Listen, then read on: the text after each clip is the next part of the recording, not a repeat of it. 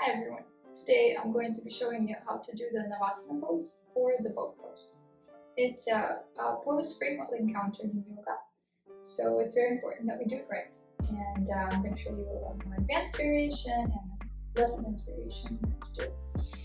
This pose is good, most of all, there's several good benefits that come from the pose, like internal and external, but most of all it focuses on your abdominal muscles. So on your abs, pretty much.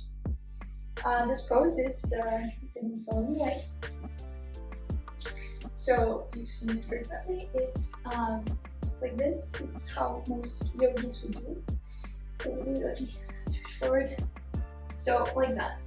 That's your boat pose. Focuses on your abdominals. Now this is not the full pose. So this pose is done for those that are maybe their abdomen is not as strong, so it's just strengthen the abdomen. There are several exercises that can be done in this pose. However, the full Navasana is us extending our legs. So we extend our legs and we pose. That's the full Navasana. So your back is straight, but we're not like that, you know. But if you cannot do it this way, that's totally fine. And you can do the modified Navasana. If you can extend your legs, go ahead and extend. That's your Navasana.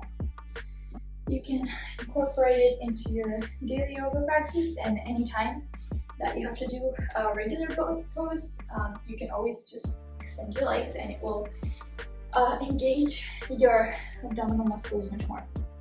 So thank you for watching. I hope you have a great day and I hope this enhances your yoga practice. Namaste.